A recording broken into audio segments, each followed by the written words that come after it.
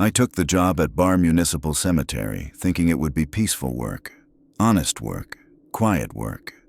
A place where the loudest thing you'd hear was the wind pushing through the old sugar maples, or maybe the distant rumble of a granite truck coming down the highway. Barre. Vermont always struck me as one of those towns where time slows down whether you want it to or not. Rolling hills, slate roofs, and granite monuments carved sharper than most people's memories. I thought that would be a comfort. It wasn't. The cemetery was much bigger than I expected.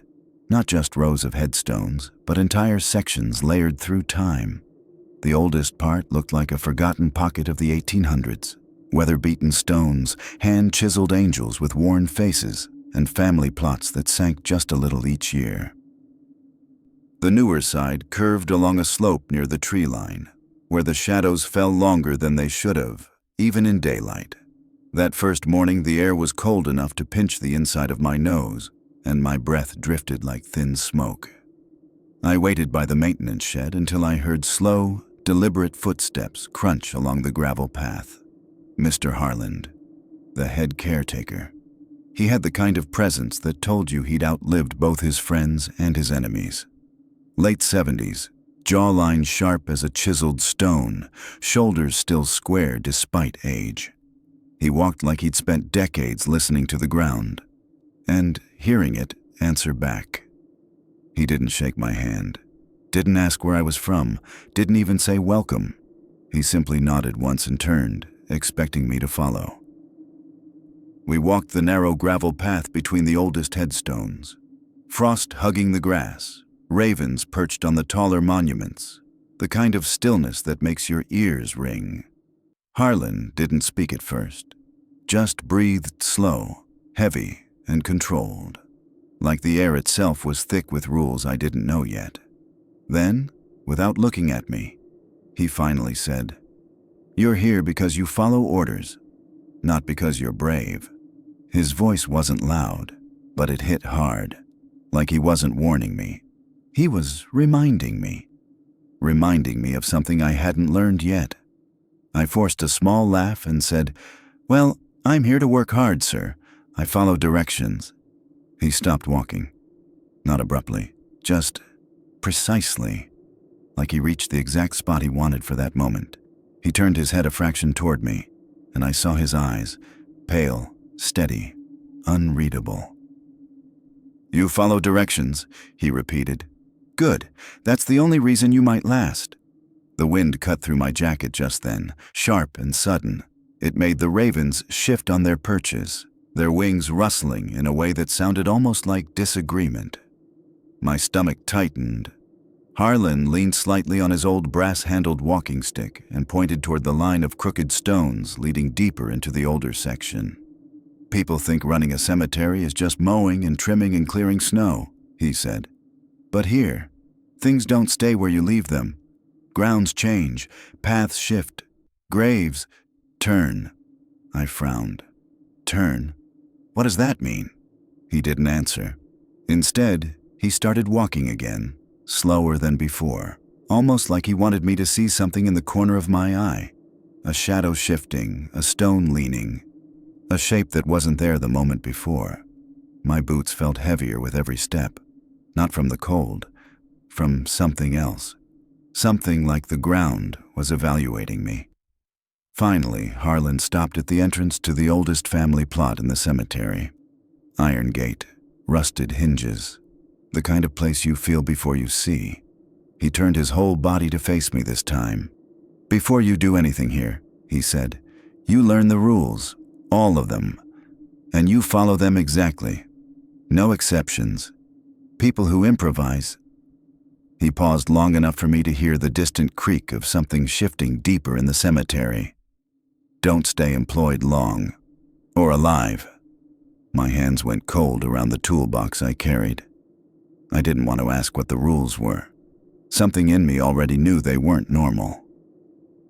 But Harlan stared at me like he was waiting for a response, a pledge, an understanding, a surrender. All I could say was, "Yes, sir." He nodded once, satisfied, almost relieved. "Good," he said. Your first rule is simple. If you hear your name whispered in this section, you leave. You don't look, you don't turn, you don't answer.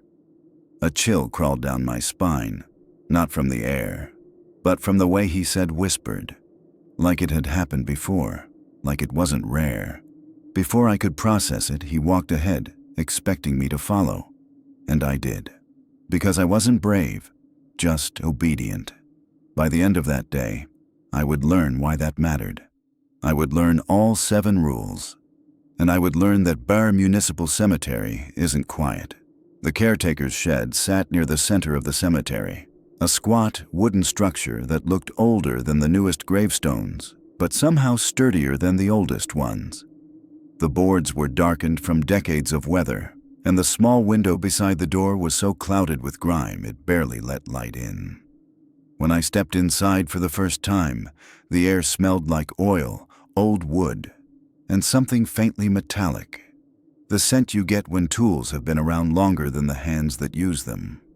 Lanterns lined one wall, hung in a neat row. Not electric lanterns, the kind you have to light with a match. Across from them were rakes, spades, pickaxes, and bundles of twine. Everything had a place. Everything was organized. But there was something off about the room, something that made me feel like the tools weren't the only things stored there. Harlan moved around as if he'd memorized every inch of the shed decades ago.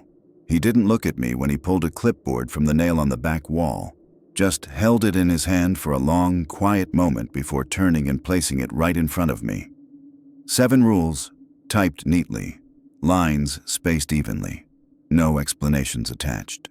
He tapped the page once with a cracked fingertip, a sound sharper than it should have been. "These are not suggestions," he said. "Not traditions, not superstitions." He looked at me fully then, eyes pale and unwavering. "They are survival." The word survival didn't feel metaphorical. I lowered my gaze to the list. Rule 1. If you hear tapping beneath a gravestone, do not investigate. It made no sense. None at all. Tapping beneath? It sounded like a joke someone forgot to finish. I moved down the list. Rule 4. If a grave appears freshly turned in the morning but wasn't scheduled, leave it alone and report it. Do not approach it. That one unsettled me. There were natural explanations. Frost heave, animals, soil settling. But something in the way it was phrased made my chest tighten. I kept reading. Rule 7. After sundown, if someone calls your name from the tree line, do not respond, even if the voice is familiar. My stomach dropped. I looked up, waiting for a smirk, a laugh, something to signal that old Harlan was hazing the new guy. But his face didn't move. No humor, no sarcasm, just that steady, carved from granite expression. I forced myself to breathe. "Are these for liability purposes?" I asked. "Or is this some kind of old caretaker tradition?" His eyes hardened. Not in anger, in certainty. "It's what keeps the grounds quiet," he said. That phrasing stuck with me. Keeps the grounds quiet. Like the noise wasn't the problem. Like silence had to be protected from something. I swallowed and signed the bottom of the page. It felt ceremonial in a way I didn't understand. The kind of signature you give without knowing what you're agreeing to. Harlan took the clipboard back slowly, slid it into a drawer that already had several other signed sheets. Edges yellowed from age. Then he looked directly at me, closer than before, voice low enough that I felt it in my chest. "You just shortened your life if you break any of them." The lanterns on the wall stopped swaying. The air grew still. Even outside, the ravens seemed to quiet all at once. It wasn't a threat. It wasn't a lecture. It was a statement of fact, the kind only a man who'd buried more co-workers than he'd trained could deliver. I nodded silently, trying to convince myself these rules were just a quirk of an old Vermont cemetery. But deep down, I felt the weight of each word settle into my bones. And that was before I knew what the first rule really meant, before I heard the tapping, and before I realized nothing in Barre Municipal Cemetery stays buried. Harlan finally led me out of the shed and into the cold Vermont air again. The sky had that washed-out gray tone that makes it impossible to guess the time of day. The cemetery stretched out ahead of us like a map of someone's life, structured, orderly, and hiding more than it revealed. We walked slowly, my boots crunching behind his, until he stopped near the fork of two old paths. With that same steady, carved-in stone voice, he began reciting the rules. Not reading them, reciting them, like someone who'd said them 1,000 times, or survived by them.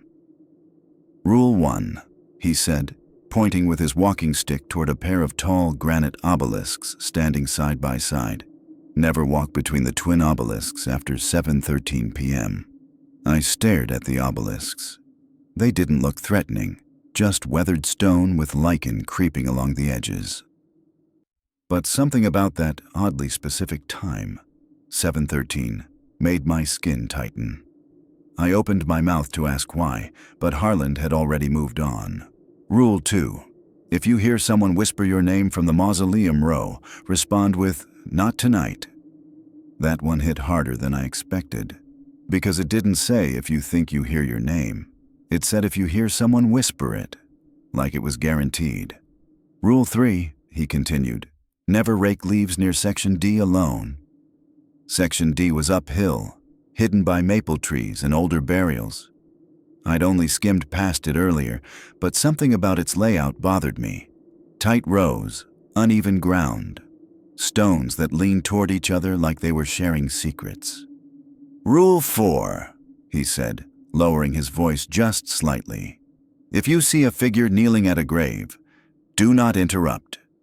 They are not visiting. I swallowed hard. Not visiting? Then what were they doing? He didn't explain. He didn't need to. The tone alone told me everything I should fear. Rule 5. Every night before closing, place a fresh stone on plot 14B. Like a token? I asked. Or, tradition? Harlan's eyes flicked to mine, cold and unimpressed.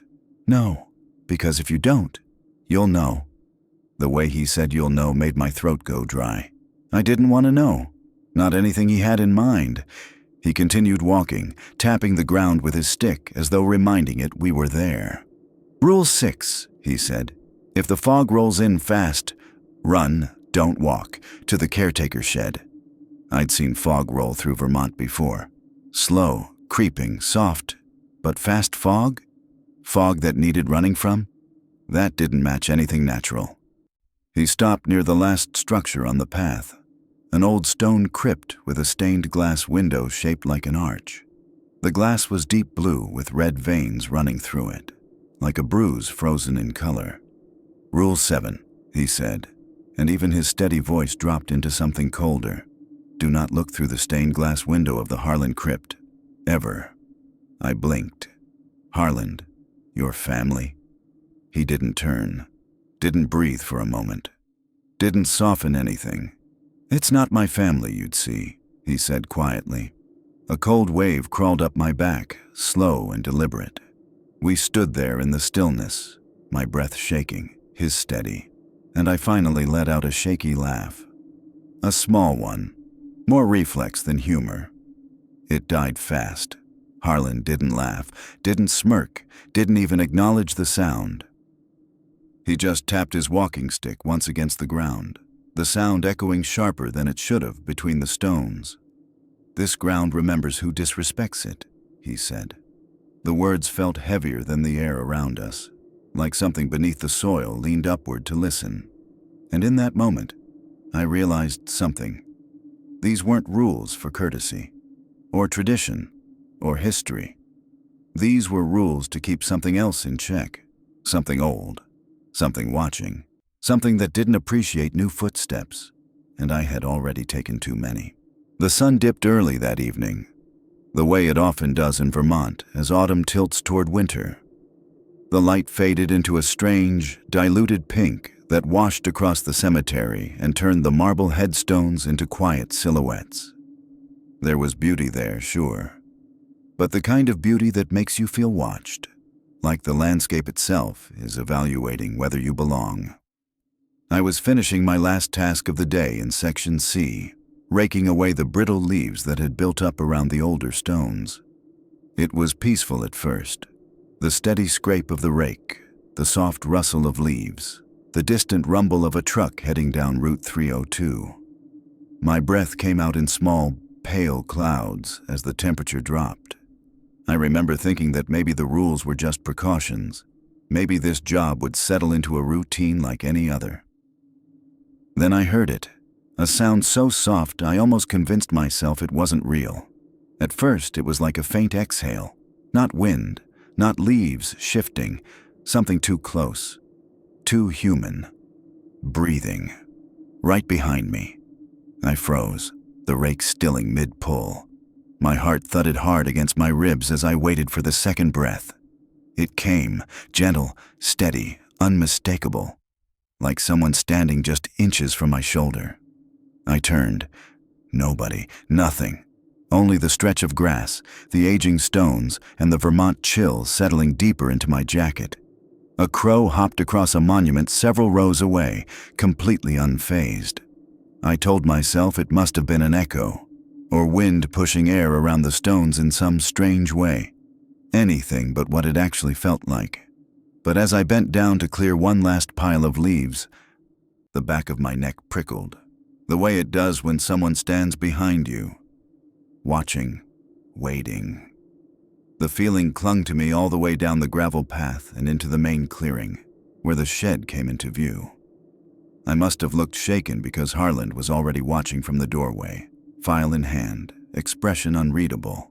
As I stepped inside, he raised one eyebrow, like he'd seen this exact moment dozens of times before. "Rough evening?" he asked.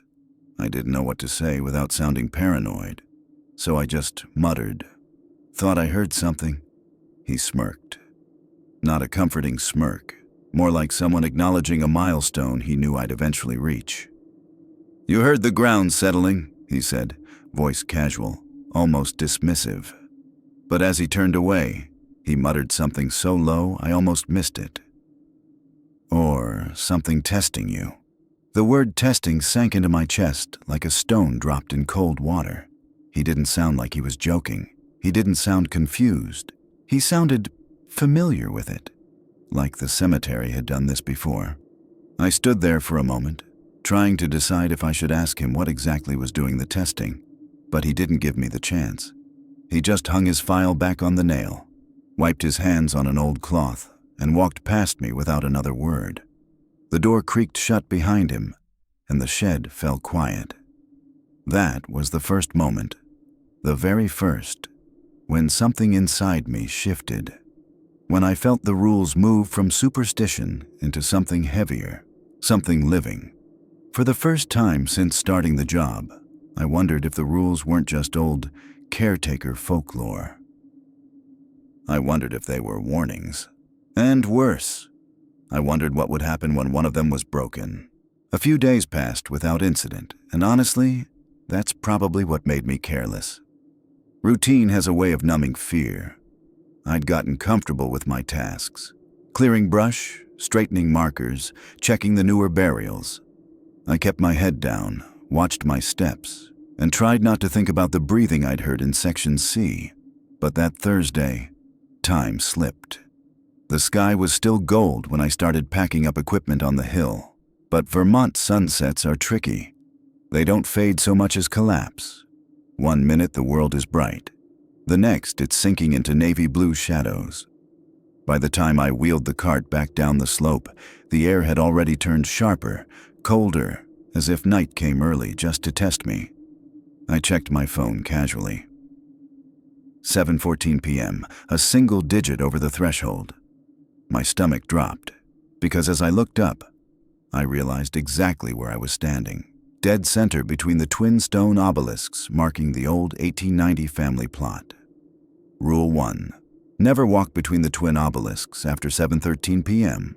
Not 7:12, not 7:13 and 30 seconds, exactly 7:13. I didn't just break the rule, I shattered it. For a moment, I felt nothing but cold panic pooling beneath my ribs. I stayed perfectly still, not daring to shift my weight. The twin obelisks towered over me, tall, sharp-edged granite shafts that almost seemed to lean inward, as if acknowledging I'd made a mistake. Then the wind stopped. Not slowed, stopped. No rustle from the maples, no whisper through the grass, no distant trucks on Route 302. Just a blanket of silence thick enough to suffocate. I held my breath without meaning to, and that's when I heard it. Footsteps, slow, heavy, dragging. Coming from behind me, not on the gravel path, on the grass. Inside the obelisk's boundary, with me. The sound carried the weight of something tall, something deliberate, something that didn't care whether I turned around or not, because it already knew I was there. The first instinct in moments like that is always the wrong one. Every part of me wanted to turn, to see who or what shared that space.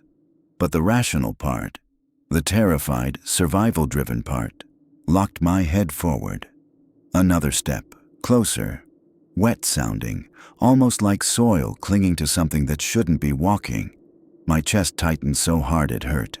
The silence around me amplified everything.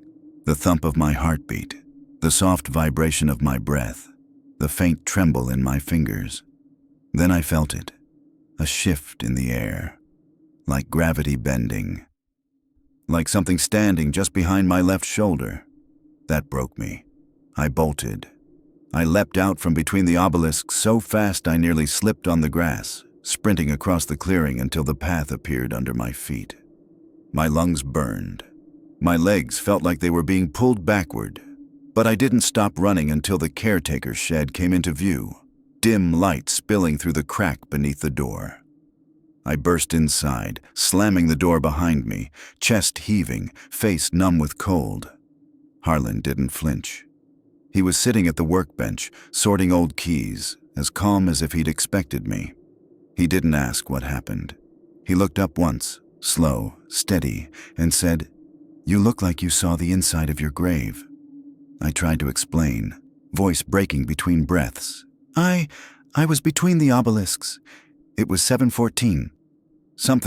Someone was behind me. Harlan didn't yell, didn't curse. His eyes simply softened into something that felt like pity. He tapped his walking stick gently against the floor. Once, twice. Then, in the tone of a man who'd buried people who made the same mistake, he said, "The obelisks don't keep things out." He paused. "They keep them in." A cold wave washed over me as the meaning sank in. I hadn't just wandered into the wrong place at the wrong time. I'd stepped into something's territory. Something old, something confined, and something that was no longer confined the moment I crossed that invisible line. By week 2, I'd convinced myself I was adjusting. The routines felt familiar, the grounds felt less threatening in daylight, and the rules, while strange, had started to become part of the job. Like muscle memory, like rituals passed through generations. But the Mausoleum Row, that place never felt right. It sat on a slight rise near the back edge of the cemetery, a long corridor of granite chambers, each with heavy iron doors and carved family names that had been fading for over a century. Even on warm days, it stayed cold. Even when the rest of the cemetery was bright, it stayed dim.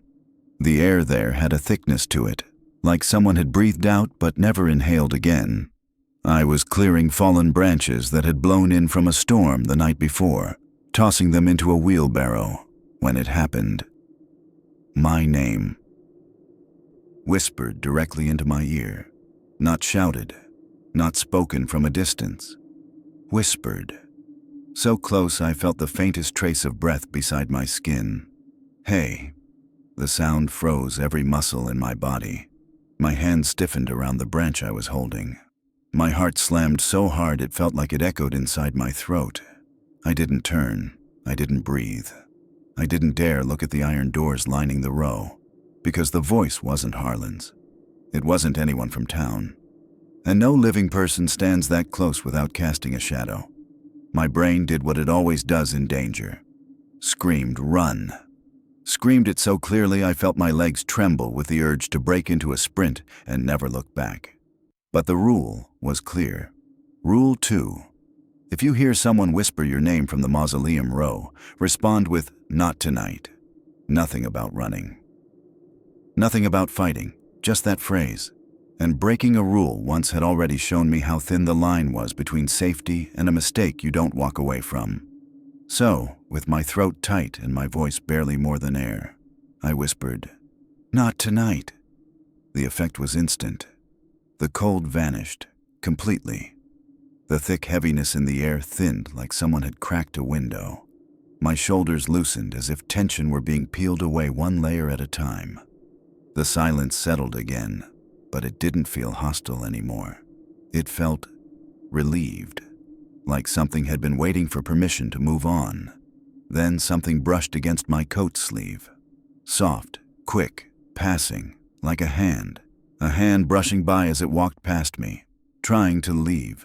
A chill ran down my spine, not from fear this time, but from understanding. Understanding that the whisper wasn't meant to lure me in. It was asking for acknowledgement, recognition, permission. The air stilled again, and the row of mausoleums returned to its heavy quiet. I swallowed hard, wiped my palms against my jeans, and stepped away from the row slowly. Not backing up, not running, just moving carefully as though the ground beneath me might shift if I made the wrong motion. When I finally reached the main path, my legs almost gave out. The rules weren't just warnings, they were conversations, agreements made long before I arrived. And as the last of the warmth faded from my sleeve, I realized something unsettling. Whatever whispered my name had been trapped there, and I had just let it go. Section D sits on the far western edge of Barre Municipal Cemetery, the oldest part of the grounds, the part where time doesn't feel linear. Granite angels with faces worn smooth by a century of weather. Headstones leaning at odd angles, like they're slowly bowing to one another. Roots from the towering maples weave through the soil, pushing up stones just enough to make the ground feel uneven beneath your boots. It's the one part of the cemetery where even the birds don't linger. Harlan told me early on, Rule 3, never rake leaves near Section D alone. He didn't explain why. He never explained any of them. He just looked at me with that slow, steady stare of someone who'd learned each rule through loss. I should have listened. One afternoon, the rest of the grounds team left early. Nothing unusual. A town meeting, or maybe someone needed to help prep an upcoming service. I don't remember the reason. What I do remember is that I stayed behind, determined to catch up on work, to prove I didn't need supervision to do my job. Section D looked harmless enough from the outside. Quiet. Still. A little dim under the canopy. Sure, but nothing sinister. I wheeled my rake and bin into the section, breathing in the sharp scent of fallen leaves and damp earth. The air was cooler there, almost unnaturally so, but I pushed the feeling aside. I started clearing the blanket of leaves from the older graves, moving slowly so I wouldn't trip over a root or hidden stone. Everything was normal, until it wasn't. There was one grave near the middle of the section. A modest stone slanted forward slightly, name nearly unreadable. Every time I cleared the leaves from it, I'd look away for a moment, and when I looked back, the pile had returned, not in a random scatter, not from wind blowing them around. The leaves gathered in a neat mound directly against the headstone, like they were being drawn there. Pulled. I frowned, checking the branches overhead. The air was still. No breeze, no movement. The canopy made sure of that. I raked the pile away again, pushing it several feet back. I turned to clear another grave. Then something tugged my attention. The leaves, they were back, against the same stone, perfectly piled. A cold, creeping unease wound through my chest. I stepped closer, bending down just slightly to study them. Nothing about it made natural sense. Leaves don't move uphill. They don't gather with that much precision unless someone, or something, is guiding them. I straightened slowly, and that's when I felt it. Breath. on the back of my neck. Long, slow, cold enough to raise every hair on my arms. Not wind, not imagination. Breath. I didn't turn. My body refused to. My mind screamed that whatever was behind me did not want to be seen. The rake slipped from my hand and clattered softly against the roots. I didn't say a word. Didn't mutter an excuse or a prayer. I simply walked. Straight, forward. Not fast. Just steady enough not to show fear, steady enough not to provoke anything lingering behind me. With each step, the cold on my neck faded. The tension loosened. By the time I reached the path outside Section D, the air felt normal again. Warmer, lighter, breathable. I glanced back. The leaves on that grave were still, motionless, like whatever rearranged them had gone quiet. Harlan later found my rake lying exactly where I dropped it. He didn't comment on it, didn't ask what happened. He just set it against the shed wall and gave me a look that said he already knew.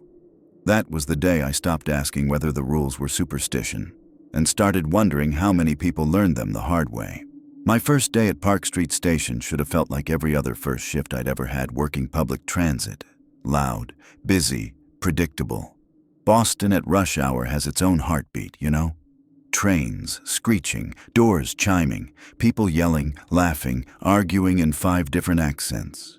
But the moment I stepped off the Green Line that morning, the air changed.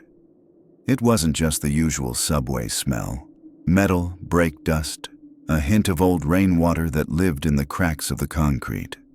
No, this air felt thick, like walking into a room right after someone whispered your name.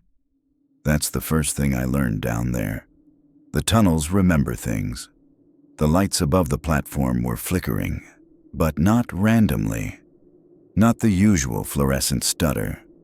This was slow, steady, rhythmic, like breathing. And every time they dimmed, the shadows stretched a little longer toward my feet. I tried to brush it off. Nerves, new job, maybe I hadn't slept enough. But then I saw him. An old conductor standing alone at the far end of the platform. Gray jacket, beard patchy and uneven, like he'd trimmed it with a pocket knife. Hat crooked. And a name tag so faded the letters were ghosts. He wasn't talking to anyone. Wasn't checking a schedule. Wasn't even moving, just watching me. When I got close, he didn't smile or extend a hand the way most transit workers do with new hires. He just said, voice low and worn down like gravel rolling over metal, "Before you start here, kid, you need the rules." I almost laughed. Thought maybe this was one of those old-timer hazing traditions. You know, scare the rookie a little, then buy him a Dunkin' coffee and explain the real procedures. But he didn't blink, didn't shift, didn't even seem to breathe. Instead, he reached into his jacket and handed me a folded card. Yellowed, burnt around the edges, like it had been through something it shouldn't have survived. "Go on," he said, "read it." I opened the card, expecting emergency procedures, safety codes, radio frequencies. Something official. It wasn't that. It was 7 handwritten lines, short, sharp, unsettling, and not a single one made sense. Rule 1. If the tunnels hum back, or it will think you're hiding. Rule 2. Never board an empty train after 1:13 a.m., no matter who calls for help. Rule 3. Don't whistle, she likes the sound. Rule 4. If you see someone on the tracks who shouldn't be there, don't call out to them. Rule 5. Don't trust reflections in the operator window. Yours isn't the only one. Rule 6. If the PA system says your name, leave immediately. Rule 7. If someone behind you says, "Train's coming," do not turn around. My mouth went dry, because no matter how silly it sounded, every rule felt like it had been written with fear, not ink. I looked up to ask him what kind of joke this was, but his eyes, pale, glassy, too old for the rest of his face, locked onto mine like he'd been waiting years just to deliver this moment. "Listen to me," he said. His voice didn't shake. but there was something hollow under it. Follow him, or this place will swallow you like it swallowed the others. I tried to form a question. The others. But he cut me off by lifting one finger and pointing toward the tunnel. A train was coming. I heard it. I felt it. The rails vibrated under my shoes. But the old man, he didn't react. Didn't step back. Didn't even glance at the oncoming headlights. He just whispered, "You're already in it now." I turned toward the approaching train for half a second. Instinct. Then snapped my head back toward him. He was gone. Not walking away. Not blending into the crowd. Gone. Like he'd stepped backward into the wall and let the darkness swallow him whole. And as the train screeched to a stop in front of me, the doors hissed open, and every fluorescent light above me dimmed at once, all the way down to black, just for a heartbeat. I looked at the card in my hand again. The edges were warm, like someone had burned them today, not years ago. And when the lights flickered back to life, I swear I heard something in the tunnel hum, low, deep, curious, almost like it was waiting for me to hum back. I stood there on the platform with that yellowed card in my hand. The old conductor staring at me like he was waiting for a verdict. The lights above us flickered again, softer this time, almost like they were listening. I unfolded the card fully, smoothing its brittle edges with my thumb. 7 rules, 7 warnings, 7 chances to stay alive. I cleared my throat and started reading out loud, mostly to break the silence, partly because I wanted to show him I wasn't scared. Rule 1. If someone asks you what time the last train runs, don't answer. They're already dead. I blinked. Dead? What, like fare evaders from the 1800s? I joked. The old conductor didn't smile, didn't even adjust his hat, just watched me with those pale eyes like he was studying whether I'd make it a week. I kept reading. Rule 2. Never look directly at the tracks between 1:13 a.m. and 1:17 a.m. That time stuck with me. Oddly specific. Too specific. Most rules are vague. Don't do this. Be careful of that. But 1:13 to 1:17. That's not superstition. That's experience. I swallowed, but tried to play it cool. Okay. Maybe rats come out then? I muttered. The conductor's jaw tightened. Barely, but enough to notice. Rule 3. If you hear a child laughing underground, report it. Don't go looking for them. Now that one hit different. There's something about kid laughter in the wrong place. The kind of sound that can sour your stomach instantly. I opened my mouth to ask, "Laughing child? Seriously?" But he nodded toward the deep tunnel like he'd heard it himself.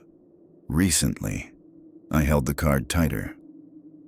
Rule 4. If a train arrives with no lights on and no operator, don't board it. Don't let anyone else board either. That felt wrong to read. Not creepy, heavy, like I'd spoken something I wasn't supposed to. I looked up at him. How would a train even run without... He cut me off with a single shake of his head. "It happens," he said quietly. "And when it does, you stop people. I don't care if they fight you." Then he added, almost under his breath, "It never comes for the living." My heart thumped once. Hard. But I kept going. Rule 5. The woman in the red coat isn't real. Don't help her pick up anything she drops. I frowned, confused. Sounds like a tourist, I joked, trying to lighten the tension. He leaned forward, closer than I liked, and whispered, "She doesn't blink. And if you hear her crying, walk the other way." I felt a chill crawl from my neck down my spine, sharp and cold. Still, I kept reading. Rule 6. When the ventilation fans turn off by themselves, stand completely still. I looked up again. That's oddly specific. He nodded slowly. It'll look like the air around you is moving, like something big just brushed past. Don't run. Don't breathe too loud. Don't call out. Stillness is the only thing that keeps you invisible. And the way he said invisible, as if he'd spent years trying to be exactly that. I tried to shake off the unease clawing at my ribs. One more rule. Just One more. Rule 7. If someone who looks exactly like you stands on the opposite platform, leave immediately. I froze. Exactly like me? I forced a laugh. What, like a twin? The old conductor didn't laugh with me. His voice dropped so low I barely heard it over the hum of the tunnel. It won't be a twin, and it won't be standing there to admire you. A cold pressure pressed at the base of my skull. For the first time since arriving, the air around us felt thick, charged, heavy with something that didn't belong in a public transit station. I tried to laugh the whole thing off because what else do you do when a stranger hands you nightmare instructions before your first shift? This is some Boston ghost tour crap, right? I said it with a smirk, hoping he'd smirk back. He didn't. He simply blinked once, slowly, like someone remembering a name carved on a tombstone. That's what the last guy said. His voice cracked on last, just a little, but enough to tell me he wasn't making this up. Enough to tell me someone before me had laughed at these same rules. Someone who didn't clock out. I glanced at the card again, then at the tunnel, then back at him. But he had already stepped away, turning his face toward the dark stretch of tracks like he heard something moving that I couldn't yet. He lifted a hand in a small, tired gesture. A warning. A farewell. Maybe both. And in that moment, every flickering light on the platform went still, perfectly still, like the entire station was holding its breath. I slipped the card into my pocket, not because I believed any of it, but because for the first time since arriving under this city, I didn't want to test if the old man was lying.